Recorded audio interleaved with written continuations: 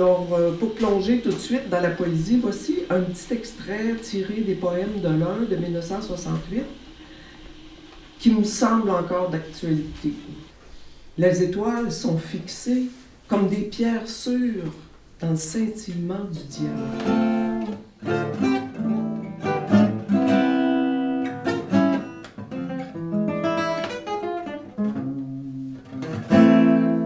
S'élève un peuple d'aube, 1000 bras, rafale désordonnée de mouettes feuillues, monde immonde d'arbres sacrifiés.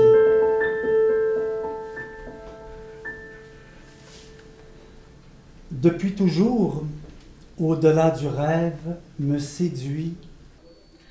Les corps se redressent dans la certitude de l'esprit et les mouvements s'enchaînent dans le calme.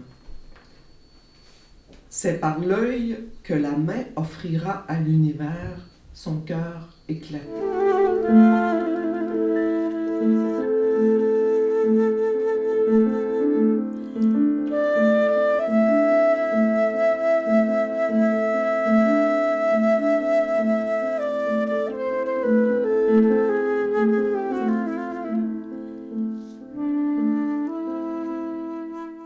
Ça peut être aussi bien Miguel Ángel Asturias, parce qu'au fond, l'héritage poétique est une signature de l'âme de tous les peuples. Et c'est un mode d'accès privilégié à l'âme des peuples. Et qu'il y a une grande partie, évidemment, de la constitution de ces soirées qui vont s'inspirer soit de poètes parfois vivants, mais souvent décédés, qui ont laissé leurs traces, et d'autres où, évidemment, il y a un espace de création. Ah, donnez-moi le mot qui efface la parole. Le verbe qui domine les nuits immortelles. Ou donnez-moi le souffle, le sourire androgyne. Oui, ben dans la mesure, ça dépend toujours évidemment un peu du thème, de qui est célébré. Il pourrait arriver parfois que ça va être des musiciens connus, de communautés ethniques, ou même encore des intervenants, des penseurs, des critiques de la parole qui pourraient être éventuellement conviés. Je donne par exemple, si je fais une soirée sur Octavio Paz, je vais peut-être communiquer avec le consulat du Mexique pour qu'il me donne des noms. Donc tout ça, évidemment, contribue d'une certaine manière à faire connaître le poète, et c'est un peu une des raisons d'être ce soir. L'illusion affronte l'illusoire.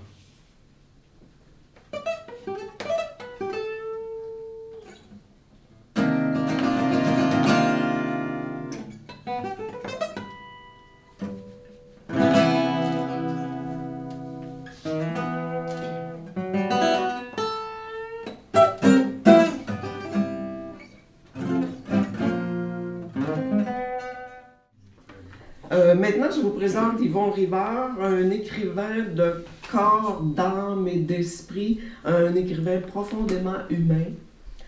Et je cite quelques titres. Aimer enseigner sur le chemin de l'école, une idée simple, au milieu du jour, dans le siècle de Jeanne. Là, les silences du corbeau résonnent jusqu'au dernier chalet et probablement devant la mer de Virginia Woolf. Et surtout que je crois profondément que la poésie de Guy est enracinée dans l'avenir. Ça, c'est certain. Donc, je vais essayer d'expliquer brièvement pourquoi cette poésie est encore inconnue, montrer que précisément c'est la grandeur, la valeur et l'ambition prophétique de cette poésie qui explique son échec contemporain ou des dernières années.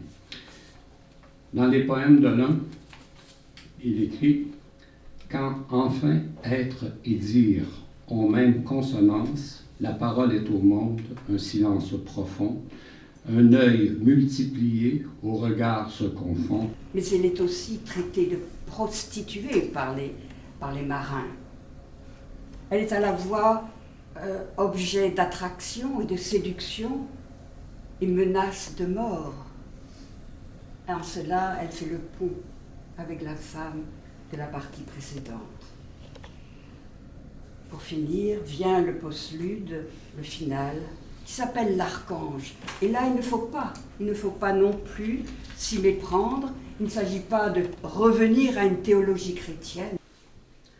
Une brume s'élève, qui est descente de la lumière, et miroitement des voiles en plein éclat de soleil.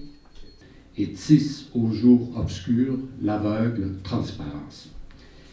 La raison de l'échec de Guy Lafont, il est dans ce poème, entre autres. Pourquoi? Parce que c'est une poésie de l'être et du dire. Alors, je vais vous donner un tout petit cours, parce que j'ai enseigné, donc c'est une déformation. Il y a deux sortes de poésie. En gros, on peut les classer ainsi. Il s'agit de pointer vers ce haut lieu de la puissance génitrice de l'air. Voilà, quelques éléments. Vous voyez, j'ai fait le parcours de ces différentes parties et là, je vais vous lire quelques extraits. À bout de souffle, l'aurore s'abreuve de feu. Comme le vent broie l'espace des nuits. J'ai choisi l'eau ronde, c'est pas juste une métaphore.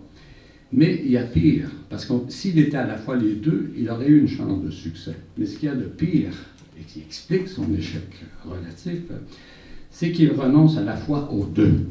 Et ça, c'est impardonnable, parce que là, tu ne loges nulle part. Une brume s'élève, qui est descente de la lumière, et miroitement des voiles en plein éclat de soleil. La terre, lentement, reprend son axe et sa rotation dans l'écrin d'un azur transparent. Les corps se redressent dans la certitude de l'esprit et les mouvements s'enchaînent dans le calme. C'est par l'œil que la main offrira à l'univers son cœur éclaté.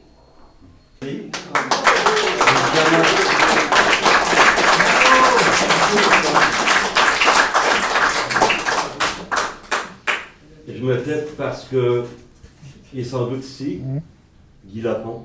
On peut prendre le temps de...